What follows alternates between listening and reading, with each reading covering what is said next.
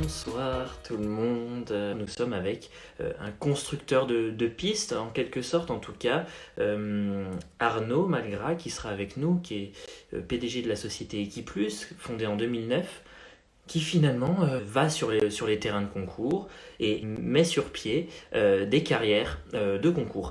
Bonsoir. Bonsoir Arnaud. Bon, ben, bonsoir. Comment vas-tu? Ça va très bien et toi? Ça va, merci. Est-ce que tu as vu quand même une évolution notable? Bon, tu ne t'occupes pas des pistes en herbe, on est quand même passé, euh, on réduit le nombre de pistes en herbe d'année en année. C'est vrai que certains de nos invités ont mis un petit peu le doigt dessus. C'est vrai que ça sécurise, surtout pour des outdoors, le fait qu'il pleuve, il vente, il neige. On a quand même une bonne qualité de sable, mais comment on fait pour quand même rester authentique et ne pas tomber dans ce qu'on peut appeler vulgairement le bac à sable. Alors c'est vrai que les dernières années, on a beaucoup transformé, beaucoup de concours, on est passé de l'herbe au sable. Et pour pas tomber dans un vulgaire bac à sable, il y a plusieurs solutions. Il y a ce qu'on a fait à Royan, par exemple, où sur la piste, on a conservé beaucoup de bandes enherbées et D'accord. les décors qui étaient au milieu de la piste sont restés, donc qui donnent encore un cachet à la piste. La deuxième solution, c'est de faire la piste entière en sable et après d'apporter de la déco en fait sur la piste. Et ça, c'est plus les chefs de piste ou vraiment même des boîtes aujourd'hui qui sont spécialisées sur les gros événements pour amener justement vraiment une âme à la piste pour compenser le fait que l'herbe ne soit plus là. Est-ce que tu peux revenir juste sur pourquoi la création de cette société? Parce qu'on n'a pas entendu finalement. D'accord. Pourquoi la création? Donc, comme je disais, j'ai un ami qui faisait ça depuis des années. J'allais régulièrement sur les chantiers avec lui pour voir un peu parce que c'est vraiment quelque chose qui m'intéressait. Lui a arrêté ce métier. Et franchement, ouais, j'avais vraiment envie de me lancer dans cette partie-là parce que ça me passionnait. Et voilà, je me suis renseigné un peu ce que je disais tout à l'heure, le besoin un peu des organisateurs, l'attente un peu des cavaliers et même des clubs, enfin un peu tous les utilisateurs. Et petit à petit, voilà, je me suis lancé. Parce que bon, on imagine que vous êtes plusieurs sur ce marché, mais est-ce qu'il y a plusieurs bons types de sol ou est-ce qu'il y a un bon type de sol finalement et c'est celui que vous appliquez universellement partout? C'est-à-dire que non, il n'y a pas de. On a chacun un peu notre mélange, notre mixture, notre façon de préparer le sable, de le mélanger à des fibres ou non, des fonds de forme différents, des arrosages différents. Donc chacun un peu son procédé. Et c'est aussi ce qui m'a intéressé dans ce métier-là, c'est qu'en fait on peut inventer, on peut faire évoluer les choses. On n'est pas bloqué à un cahier des charges fixe où on ne peut plus rien changer. Donc c'est vraiment cette partie-là qui m'a intéressé et qu'on peut encore, même aujourd'hui, faire encore évoluer les choses. Bon, parce que c'est vrai qu'on imagine que tu fais des pistes chez des propriétaires, dans des Mhm. propriétés privées, et puis aussi pour des concours. Comment sont les normes FFE ou FEI sur la qualité des pistes? Est-ce que c'est quelque chose qui est quantifiable? Et tu parlais de cahier des charges, il y a quand même des choses à respecter, un taux d'humidité, un taux de rebond.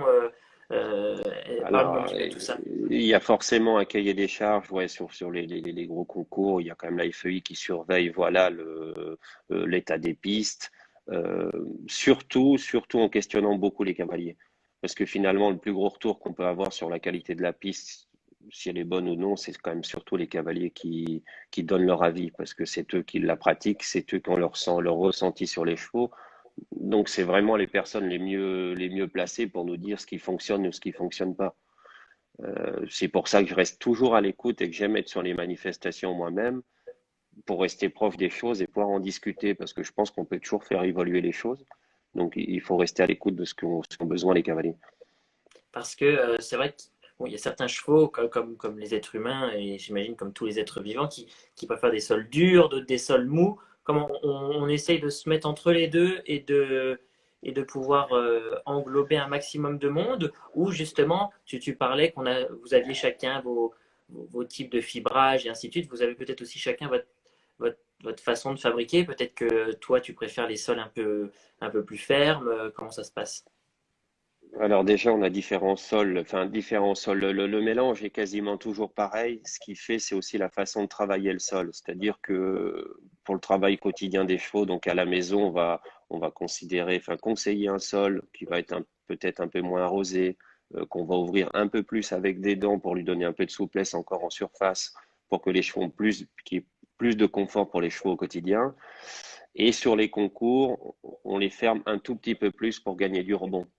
La différence qu'on a aujourd'hui par rapport peut-être des sols il y a encore quelques années, c'est que même sur les concours, on travaille avec des machines où sur 3-4 cm, on aère le sol.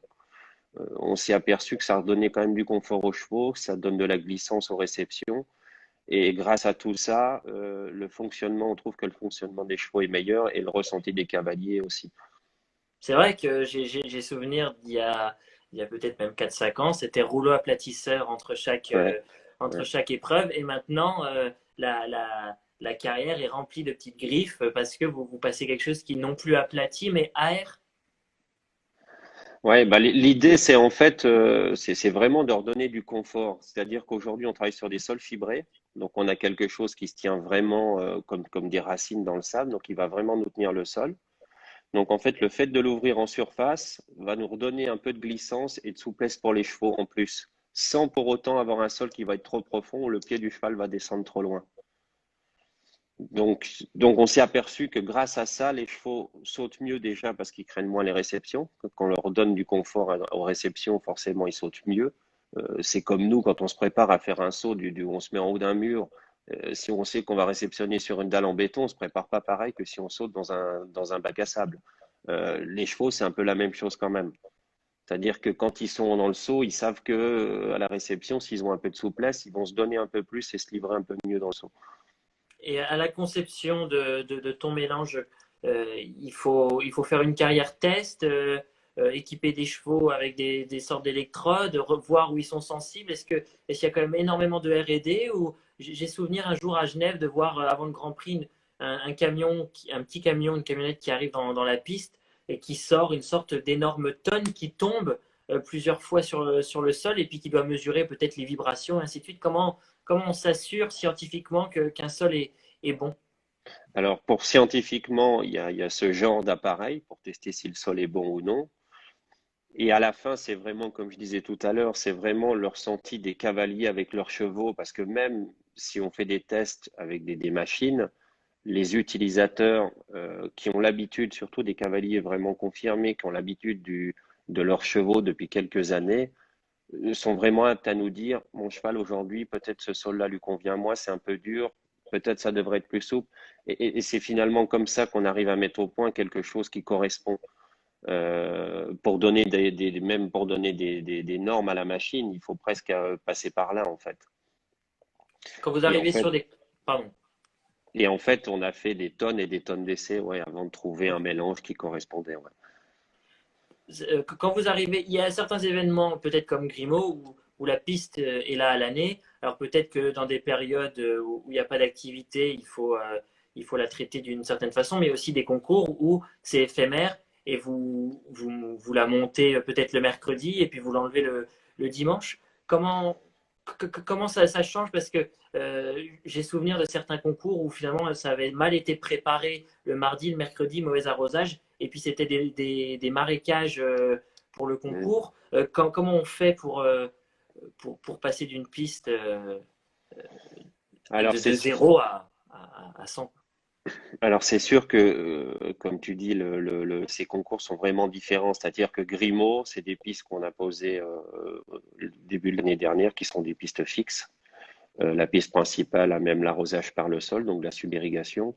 Donc c'est sûr que quand on retourne sur l'événement, on n'a pas beaucoup de travail à faire, entre guillemets, c'est-à-dire que tout est en place. Les pistes servent très peu entre les concours, donc on est obligé de les retravailler parce que sinon elles ont tendance, quand on s'en sert pas, à se durcir un peu. Et du coup, on est obligé de les retravailler à partir du lundi si les chevaux sautent dessus le jeudi. On les retravaille, on les réarrose, on les remet un peu plus en eau. Voilà, c'est assez simple. Par contre, pour tous les concours éphémères qu'on fait, comme Lausanne, comme le Global à Saint-Tropez ou le Global à Paris, euh, c'est à chaque fois un peu différent. C'est-à-dire qu'on arrive sur des supports qu'on n'a pas choisis. C'est-à-dire que ça peut être ou de l'asphalte ou des cailloux. Les pentes, on les a pas choisis non plus. C'est-à-dire que ça peut être complètement à l'envers de ce qu'on veut pour une carrière. Donc, ça rend un tout petit peu plus difficile ces concours éphémères pour ça. Et l'idéal, quand on y arrive avec les organisateurs, on leur demande de pouvoir commencer à travailler 10 jours en amont Ah oui. pour se donner, voilà, pour se donner, c'est-à-dire que si les chevaux sautent dessus le jeudi, nous, on demande à essayer au minimum d'installer le jeudi avant. Ce qui nous permet, voilà, d'avoir un petit peu de temps pour mettre les pistes en place. Et ce qui n'est pas, surtout en indoor, quand c'est des parcs, des expos, où toutes les semaines ça s'enchaîne, on imagine que ça ne peut pas toujours être honoré. Alors là, voilà, par exemple, le Rouen, le Equisen, le 4 étoiles de Rouen, on monte la piste le lundi soir pour que les chevaux soient déjà dessus le mercredi après-midi. Là, c'est beaucoup plus serré. C'est beaucoup plus serré. Donc, mais on a aussi un autre avantage, c'est que c'est à l'intérieur. Euh, donc, on a des surfaces plates. On n'a pas obligé de compenser des pentes qui ne seraient pas les bonnes. Et on maîtrise l'arrosage à 100%. À l'extérieur, pourquoi on prend toujours un peu d'avance? Déjà pour pallier un peu aux différences de niveau, mais surtout que si on prend un gros orage qu'on est en train de faire la mise en place, le temps de pouvoir un peu travailler la piste et qu'elle ressèche un peu.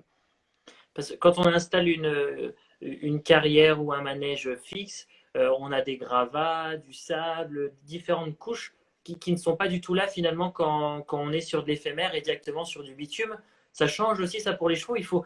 Il faut considérer qu'on doit, enfin, il faut combien de mètres on doit prendre en compte pour se dire ok le cheval, eh ben il est confortable, c'est tourné vers le bien-être. Est-ce que la couche de gravier qu'on a mis à 3 mètres sous le sable, est-ce qu'elle compte aussi? Bien sûr que ça compte, bien sûr que ça compte. Quand on fait des carrières fixes, on a vraiment un procédé avec un fond de forme, on a des choses qui sont vraiment préétablies, on nivelle tout au laser, donc c'est vraiment précis. Quand on fait de l'éphémère, cette couche de fond, on ne peut pas la décider parce que c'est une place existante. Donc à ce moment-là, on compense par des grosses épaisseurs de sable à des endroits, peut-être un peu plus faibles à d'autres. Et on doit vraiment faire attention qu'on ne soit pas trop faible parce qu'on est sur des endroits qui sont vraiment très durs. Et la résonance par exemple, dans un parc expo, sur les dalles d'un parc expo, on est obligé de vraiment monter l'épaisseur du sable pour donner un peu d'amorti parce que les dalles sont très dures. Et du coup, l'impact au sol pour le cheval, la résonance n'est pas la même que par rapport à un fond de forme en caillou. Donc on compense voilà, par des épaisseurs de sable pour l'onde de choc dans les pieds des chevaux. Et on peut faire une piste en sable à l'image d'une piste en herbe comme Maubeuge ou Fontainebleau avec du dénivelé où ça tend à disparaître et ce sera toujours un carré ou un rectangle tout plat à l'avenir. Alors ça dépend du choix du choix un peu d'arrosage qu'on prend. Par exemple, là, on a refait le petit parquet à Fontainebleau avec l'arrosage par le sol. Ce procédé-là oblige vraiment à ce que la carrière soit complètement plate. Parce qu'en fait, on fait un genre de piscine, et dans cette piscine, on fait monter et descendre l'eau, en fait. Et c'est ça qui nous régule l'arrosage de la carrière. Donc, on est obligé d'avoir quelque chose de complètement plat. À Royan, par exemple, on a un autre procédé qui est un fond de forme drainant. Donc, en dessous de la carrière, on a tout un système avec des cailloux qui filtrent l'eau avec des tuyaux percés, donc des drains. Et le dessus, la couche de sable. Et à Royan, on a gardé quasiment, on a compensé à un ou deux, trois endroits, mais on a gardé quasiment un peu les dénivelés de la piste telle qu'elle était en herbe.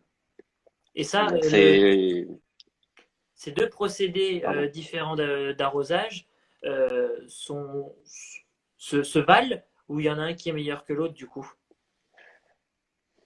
Alors, c'est sûr que aujourd'hui, les carrières qu'on arrose comme celle qu'on a fait au petit parquet par le sol, donc en sous-irrigation, donnent beaucoup plus de confort. C'est-à-dire qu'on règle, on règle le niveau d'eau dans la carrière et on n'a plus à y toucher. C'est-à-dire que s'il fait beau, il y a un automate qui la régule. Le niveau d'eau reste, s'il fait beau, elle injecte de l'eau juste pour rester à son bon niveau. S'il pleut, ça fait l'effet inverse, on évacue l'eau. Donc on a quelque chose qui est toujours 100% homogène, quoi qu'il se passe. Euh, et forcément économe en eau. C'est-à-dire que comme on a une piscine, toute l'eau qu'on récupère des pluies, on peut par exemple la stocker, mais on n'en perd plus dans le sol. On n'en perd plus non plus avec les arrosages automatiques ou quand il y a du vent. bah, il arrose un peu la carrière et puis bon, un peu un côté. Et puis finalement, on en met toujours un peu plus qu'il en faut. Donc forcément, on gaspille un peu d'eau. Donc ce procédé-là, aujourd'hui, est plus intéressant que ça soit pour un organisateur de concours, parce qu'il a la même piste toute la journée, ou même pour quelqu'un qui travaille au quotidien dessus, parce que finalement, il a plus à la gérer. Il pense plus à l'arrosage, c'est plus un problème.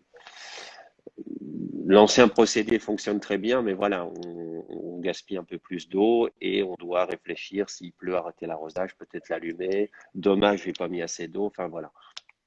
Et donc, on va arriver dans un futur proche à, à avoir une équité parfaite entre le premier et le dernier partant, peu importe les conditions climatiques finalement. Ce qui C'est n'était pas le ça. cas il y a encore quelques mois et qui peut faire débat d'ailleurs. C'est ça, c'est-à-dire que grâce à ça, voilà, du premier au dernier, on a au moins le même arrosage. Ça, voilà, il y a pas, ça fonctionne et il n'y a pas de souci. C'est sûr que quand on l'arrose, on a encore le problème sur des pistes éphémères que souvent on arrose avec un tracteur et puis un tonneau d'eau à eau. Euh, on, si on a 100 partants dans une épreuve, en plein été, presque, il faudra arroser au milieu de l'épreuve pour garder à peu près quelque chose d'homogène pour tout le monde. Donc c'est un peu plus, ça prend un peu plus de temps. Tu parlais d'environnement, en tout cas d'économie d'eau. Euh, Comment on fait sur ces pistes éphémères? On imagine que le sable part, et c'est peut-être des centaines de milliers de kilos de sable. Est-ce qu'il est réutilisable? Et comment on intègre ce souci environnemental qui est primordial, vital dans ton type d'entreprise?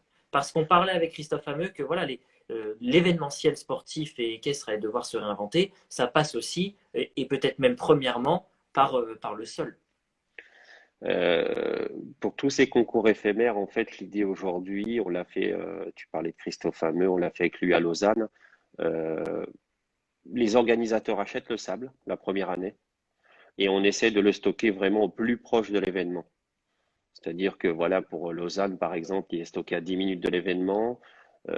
Pour Saint-Tropez, le global, il est stocké à 500 mètres. Donc on Chaque essaye année, vous allez le vraiment, reprendre. voilà, chaque année, on D'accord. prend le même sable, on le remet en place, on le redémonte, on le remet en tas.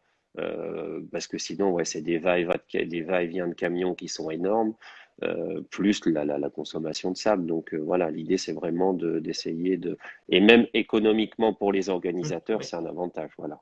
L'environnement est une chose, ça c'est sûr, et même pour les organisateurs, donc c'est mieux pour tout le monde.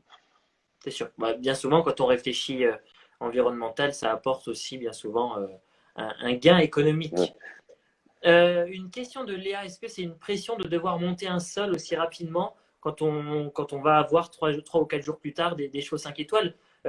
J'ai un souvenir lointain des JO d'Athènes qui avaient mis sous terre beaucoup de chevaux, Mm, même certains décès. mm. Tempo de Paban à Prague, il me semble. En tout cas, ça arrive encore qu'il y ait des accidents sur des pistes trop fermes ou autres, avec des chevaux qui coûtent des millions. Euh, Quelle est ta responsabilité là-dessus? Est-ce que c'est toi qui prends tout dans les dents quand il se passe des choses comme ça ou, euh, ou pas? Alors par chance, je touche du bois, ou enfin voilà, c'est jamais arrivé que sur un concours on ait ce problème-là. Voilà, j'espère que ça n'arrivera jamais d'ailleurs. C'est sûr que quand on monte des pistes pour des tels concours, tant que le concours est pas fini, c'est beaucoup de pression. Ouais. Même une fois qu'il est en route et que tout se passe bien, voilà, mais tant qu'il n'est pas fini, c'est beaucoup de pression. Ouais. Et surtout sur de l'événementiel où on monte et on démonte des pistes parce qu'on peut toujours avoir oublié quelque chose, enfin, voilà, c'est quand même beaucoup de pression, ça c'est sûr. Sur les événements, on voit souvent à la télé des personnes sous chaque obstacle avec un râteau. C'est la partie visible peut-être de votre travail. Ces gens sont des bénévoles, ce sont des salariés. Et quel est l'intérêt de passer un petit râteau et d'aplatir comme ça aux réceptions et aux abords? Alors oui, c'est mes salariés qui s'occupent de ça, de temps en temps moi aussi d'ailleurs. L'intérêt, c'est vraiment de garder la piste identique du premier au dernier cheval. Donc, dès qu'il y a une petite déformation, une trace un peu plus profonde de sabot au décollage ou une réception d'un obstacle, voilà, on met une personne qui va reboucher un petit peu ces trous-là, ou dans un demi-tour serré dans un barrage, avoir tout le temps quelqu'un de présent pour que voilà, qu'il n'y ait pas de trou qui se forme ou quoi, voilà, que pour que tout le monde, la piste soit pareille. Voilà. Justement, tu parles de barrage.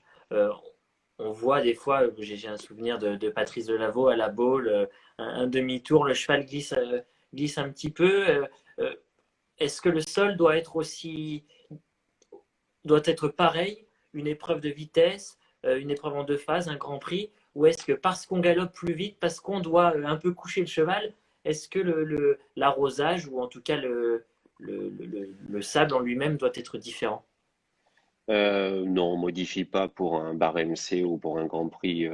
La piste doit se tenir pareil, pareil que ce soit pour le Grand Prix, un bar MC ou un bar EMA. Ça, on modifie pas. On est peut-être, voilà, plus attentif. Les personnes qui sont sur la piste sont plus attentives au fort demi-tour d'un barrage, mais on modifie pas le sol en lui-même, non.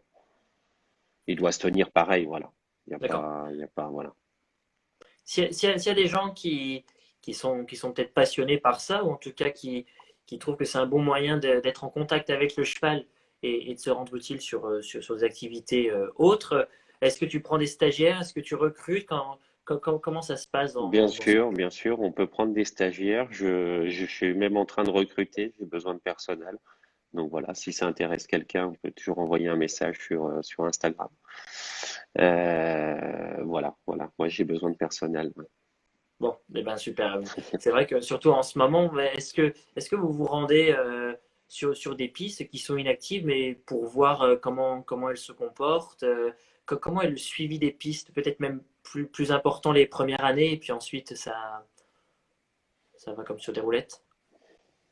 On a un suivi de toute façon avec tous nos clients. On a entre guillemets un contrat d'entretien. Donc, c'est des pistes qui sont suivies tous les ans. Alors, suivant les utilisations, on va faire un entretien par an. Chez certains clients, c'est tous les 2 ans ou tous les 3 ans. Ça dépend vraiment de la fréquence d'utilisation de chaque personne. Mais on a de toute façon un suivi régulier de toutes les pistes qu'on a faites. Euh, Parce que en gros, c'est comme une voiture. Si on ne l'entretient pas, Oui. voilà, à un moment, ça fonctionne plus. Donc, il faut derrière toujours un peu surveiller l'entretien. Ouais. Et une piste qui n'est pas éphémère, en tout cas, par exemple, moi, je fais appel à tes services pour une carrière, un manège, ça tient combien d'années euh, concrètement, ce genre d'installation? Maintenant, on peut partir sur du 5 ans, 10 ans, 15 ans. Peut-être qu'il faut rajouter du sable à certaines périodes. En fait, ça tient entre guillemets indéfiniment. Si l'entretien est bien fait, on rajoute du sable tous les ans, tous les 2 ans, tous les 3 ans. De nouveau, c'est suivant l'utilisation. Reniveler, c'est-à-dire que comme toutes les carrières au départ sont faites avec une niveleuse laser, ça nous permet, voilà, tous les 2, 3 ans ou tous les ans ou des fois 2 fois par an parce qu'on a des utilisateurs qui sont vraiment des gros utilisateurs. Euh, on va remettre un coup de niveleuse avec les lasers pour que tout soit vraiment nickel. Ok, Le fait de rajouter du sable régulièrement fait que la piste dure, voilà, plus longtemps, plus longtemps. oui, ça paraît logique. Voilà. D'accord. Ben, merci beaucoup, Arnaud. J'ai posé toutes les questions. Je pense qu'on a bien fait le tour de ta profession. On espère vous revoir bientôt quand les concours reprendront. C'est vrai que pour le moment, c'est encore J'espère assez. aussi. Bah ouais. Heureusement qu'on a une activité encore à côté de chantier fixe parce que sinon, ouais, on Oui, serait un peu embêté. On serait un peu justement, embêté. ça représente combien de pourcentage, si ça peut être divulgué, entre la partie fixe Ah. des structures à l'année et puis la partie événementielle? Aujourd'hui, je dirais qu'on fait 70% de chantiers fixes, donc de carrière dans des clubs, chez des particuliers ou des professionnels, et 30% d'événementiel. Donc D'accord. on a quand Ben, même encore une grosse activité fixe. et l'événementiel, c'est peut-être la vitrine, par contre, c'est ça qui amène les contacts quand le sport est beau sur sa piste. Exactement. C'est vraiment ça qui amène, voilà, qui promouvoit notre savoir-faire et qui fait qu'aujourd'hui on a une clientèle de chantier fixe parce qu'ils peuvent se rendre compte du produit. C'est vraiment Ok. l'avantage pour ça, ouais. Bon, et ben super. Demain, on aura Cédric Longy, chef de piste, et puis comme ça, on pourra faire aussi des parallèles D'accord. avec vos deux métiers qui sont plutôt assez Avec proches plaisir. finalement. Vous partez d'une carrière brute pour essayer d'amener le sport vers le haut. Exactement, exactement. Et de toute façon, sur tous les événements, on a l'habitude de se concerter un peu ensemble par rapport à l'état de la piste qu'on entend, on en discute. Et c'est vrai qu'on partage beaucoup avec les chefs de piste. Bon, ben, Et on est le planning justement est en train parfait. de rénover une piste chez Cédric en ce moment. D'accord. Bon, bah, magnifique. Donc, C'est vrai que valait mieux prendre un allié qu'un concurrent dans cette transition. Bon, ben, merci beaucoup. merci beaucoup. Bonne soirée. Au revoir.